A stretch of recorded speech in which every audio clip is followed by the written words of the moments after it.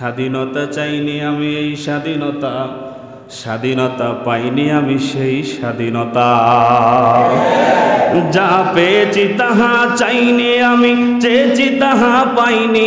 যা চেয়েছি তাহা পাইনি আমি, চেয়েছি তাহা পাইনি। তাই তো আমি বিদ্রোহী আজ, কথাগুলো বেআইনি। স্বাধীনতা চাইনি আমি এই স্বাধীনতা, স্বাধীনতা পাইনি আমি সেই স্বাধীনতা। আজ স্বাধীনতা মানে মামার হাতের পান্তা ভাতার মোয়া। আজ স্বাধীনতা মানে শহীদ মিনারে ফুলের মহড়া দেয়া। এদিকে শহীদ মা জননী ব্যথায় কাতর বুকে, জীর্ণ শীর্ণ হয়ে আজি মরিছে দুকে দুকে। ওই শহীদ মায়ের করুণ কান্না দেখিতে আমি চাইনি, ওই শহীদ মায়ের করুণ কান্না দেখিতে আমি চাইনি। তাই তো আমি বিদ্রোহী আজ, কথাগুলো বেআইনি। স্বাধীনতা চাইনি আমি এই স্বাধীনতা, স্বাধীনতা পাইনি আমি সেই স্বাধীনতা।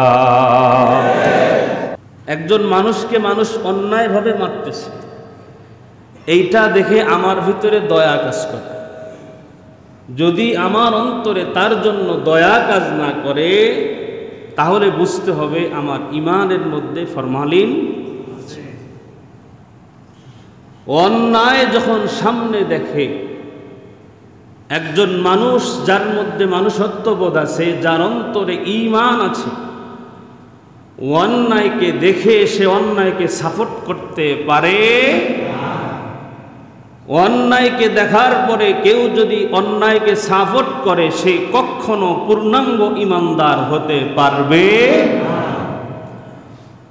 অন্যায় এটা আমি ইমাম সাহেব করলেও অন্যায়, মুয়াজ্জিন করলেও অন্যায়, মসজিদ কমিটির লোক করলেও অন্যায়, মুসল্লি করলেও অন্যায়, এমনকি রাষ্ট্রের প্রধানমন্ত্রী করলেও সেটা অন্যায়।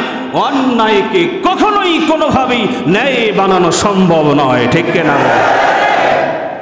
যেটা অন্যায় এটা অন্যায়। আজকে এমন একটা পরিস্থিতিতে আমরা চলছি, এখন জুলুম এটাকে মানুষ ন্যায় মনে করতেছে। কিছু কিছু মানুষ, শুনে রাখেন, অন্যায়কে যদি অন্যায় না বলতে পারেন, রাতকে যদি রাত না বলতে পারেন, দিনকে যদি দিন না বলতে পারেন, যদি জুলুমকে জুলুম বলতে না পারেন, ও ছাতা বাজার থেকে মরা ভালো। দুনিয়াতে আসছি যেমন সত্য, যেতে হবে সত্য। দুনিয়ার ক্ষমতা, টাকা পয়সা, ধন সম্পদ, আধিপত্য, বংশ বিস্তার কিছুই থাকবে না। সাথে যেটা যাবে সেটার নাম হলো ঈমান। দল মত নির্বিশেষে একটা কথা সারা জীবন মাথায় রাখবেন, আমার কবরে আমার বাবা যাবে না, আমার কবরে আমার মা যাবে না।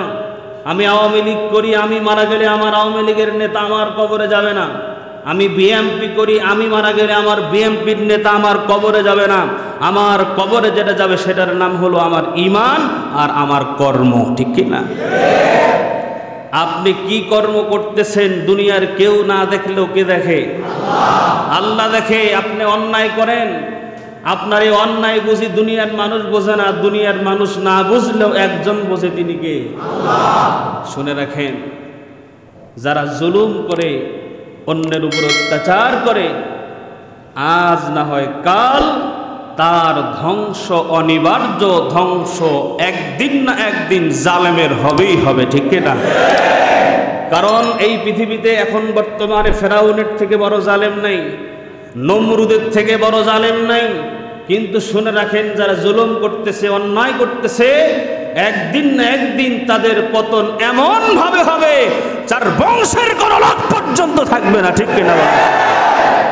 আজকে মানুষের দেয়ালে পিঠ ঠেকে গেছে। শুনেন, একজন মানুষ সহ্য করতে করতে করতে করতে মার খাইতে খাইতে যখন দেয়ালে পিঠ ঠেকে যায়, 100টা মেরেছেন। এই জুলুম যার উপরে করা হয়েছে, মাজলুম যদি সোজা হয়ে দাঁড়ায় একটা আঘাত করে, কোনো জালেমের বাচ্চার আঘাত সহ্য করার ক্ষমতা থাকবে না। আজকে আমাদের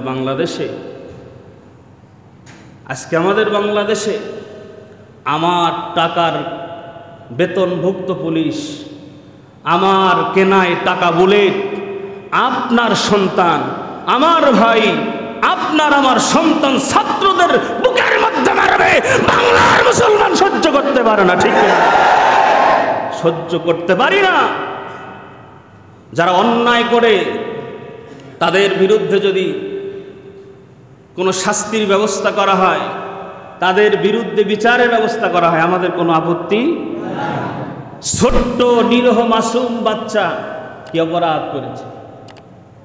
একজন ছেলে পানি বিলাইতে গেছে, পানি লাগবে, পানি মুগ্ধ, এই ছেলের কি অপরাধ? পড়ার টেবিল থেকে জানলা বন্ধ করতে গেছে, এই বাচ্চার কি অপরাধ? মেট্রো রেল আমাদের বাংলাদেশের পুড়ে দিছে, কে দিছে এটা পরের বিষয়। আমাদের দেশের অনেক সম্পদ জ্বালিয়ে পুড়িয়ে ছারখার করা হয়েছে। আমি বলি, যদি এসব পোড়ানোর কারণে, এসব কিছু ধ্বংস হওয়ার কারণে বাংলাদেশ 5 বছর পিছিয়ে যায়, যা পড়ে গেছে, যা ধ্বংস হয়েছে, আমাদের টাকার জিনিস ধ্বংস হয়েছে, সবাই মিলে 5 বছরে আবার আমরা এগুলো পূরণ করতে পারবো, ঠিক কি না? কিন্তু আমার একটা ভাইয়ের প্রাণ চলে গেছে, এক মায়ের প্রাণ চলে গেছে, এক ছাত্রের প্রাণ চলে গেছে, কোটি টাকা কেন সারা দুনিয়া বেচলেও একটা প্রাণ আপনারা ফিরে দিতে পারবেন না, ঠিক কি না?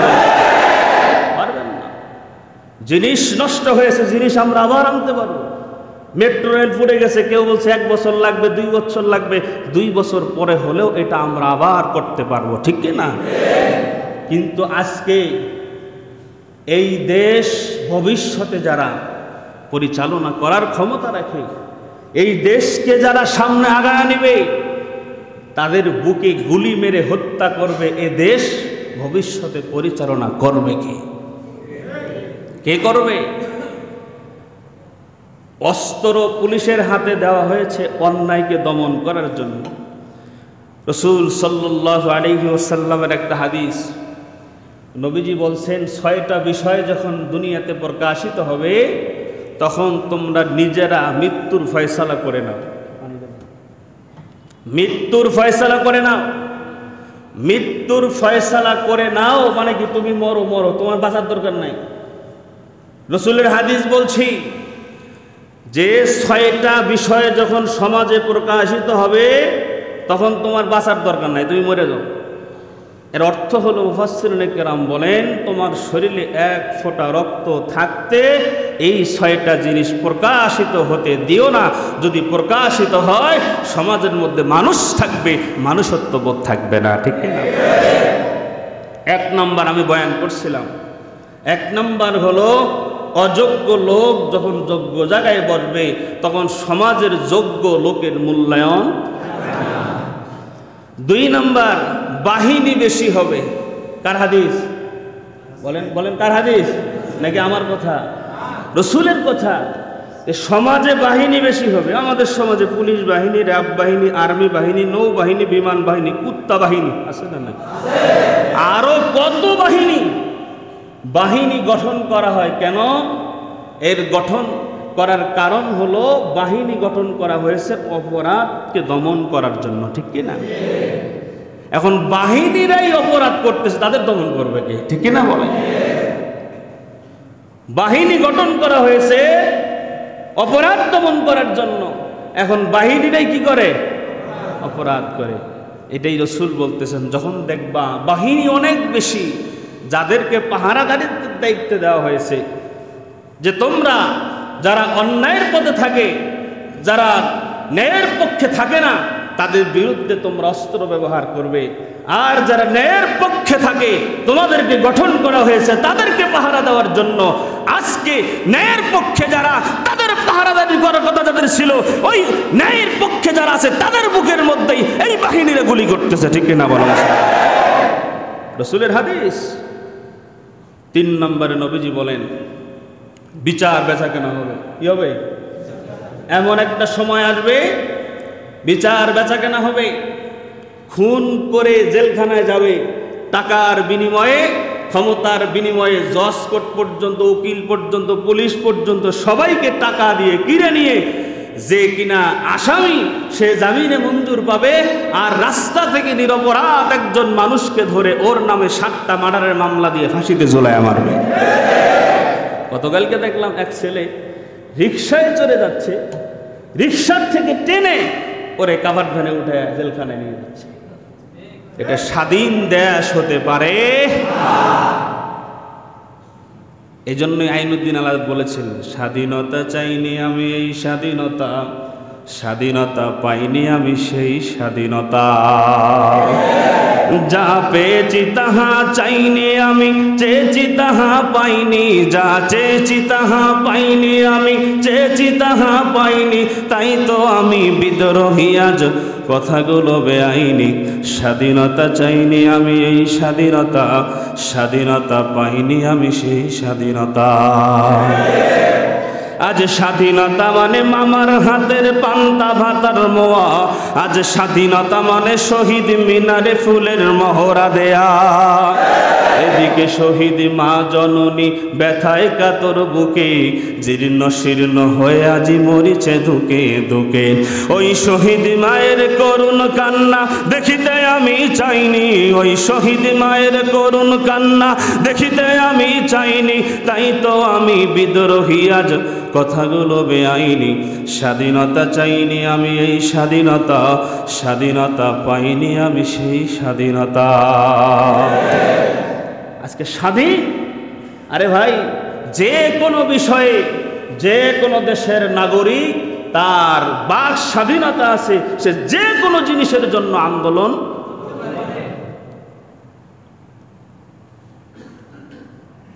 আন্দোলন করার ক্ষমতা সবার আছে। সে যদি ন্যায়সঙ্গতভাবে আন্দোলন করে পুলিশেরা প্রোটেকশন দেবে, তার আন্দোলন যদি সরকারের ন্যায়সঙ্গত মনে হয় এটা তারা মেনে নেবে, আর যদি না হয় এটা বিকল্প ব্যবস্থা যেভাবে করা যায় সেভাবে তারা করবে। কথা ঠিক কিনা?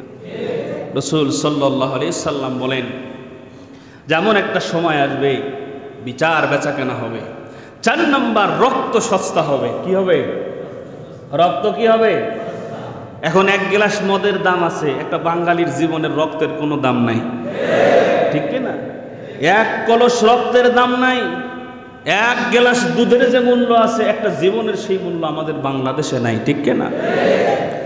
আজকে আমি এখানে বক্তব্য দিচ্ছি, আমি যদি আজকে রংপুর যাওয়ার ইচ্ছা করি, আমি রংপুর যে পৌঁছাতে পারবো কিনা আমার জীবনের কোনো নিরাপত্তা।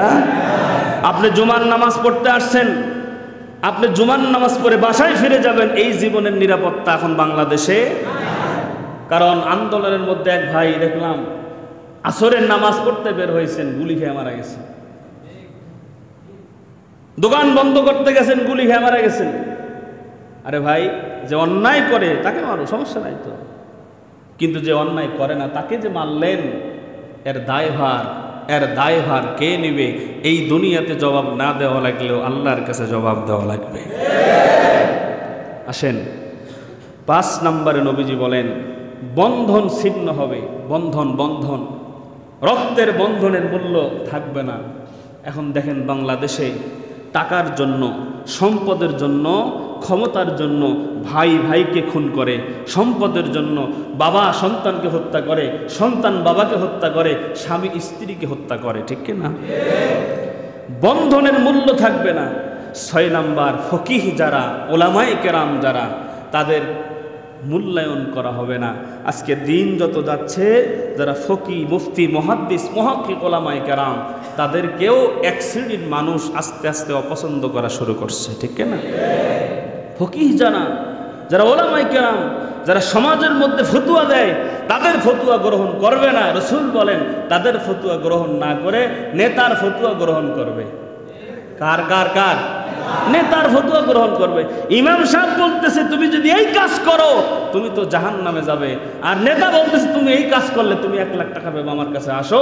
ইমাম সাহেবের কথা বাদ দিয়া নেতার কথা মাইনা 1 লাখ টাকা নিয়ে জাহান্নামের টিকিট কাটতেছে। কথা ঠিক কিনা ভাই? দল পরে কালকে এক ভাই বলতেছে যে মিয়া আপনি সাংবাদিকতা করেন, আপনি বেতনের চিন্তা করেন, দেশে যদি না থাকে বেতন পাবেন কোত্থেকে? কথা ঠিক কিনা? দেশই যদি না থাকে বেটা তুই বেতন পাবি কোত্থেকে? দেশ বাঁচাও। এ দেশ তো আমাদের, আমরা সবাই মিলে এই দেশকে সংস্কার করতে পারি, আমরা সবাই মিলে দেশকে আগে নিয়ে যেতে পারি। ধ্বংস, খুন খারাপি, রাহাজানি, লুটতারাস এগুলো ইসলাম কখনোই সমর্থন করে না। আল্লাহ পাক আমাদের সবাইকে সহি বুঝ দান করেন, জোরে বলেন আমিন। আমাদের দেশের মধ্যে যে অরাজকতা চলতেছে, আল্লাহ তাআলা দ্রুত এখান থেকে আমাদেরকে মুক্তির ফয়সালা করেন, জোরে বলেন আমিন। আল্লাহ পাক রব্বুল আলামিন দেশবাসীর জন্য শান্তির ফয়সালা করে দেন। যেটা করলে দেশের কল্যাণ হবে, যা করলে এই দেশের জনগণের কল্যাণ হবে, আল্লাহ এমন একটা উত্তম ফয়সালা তুমি করে দাও, জোরে বলেন আমিন।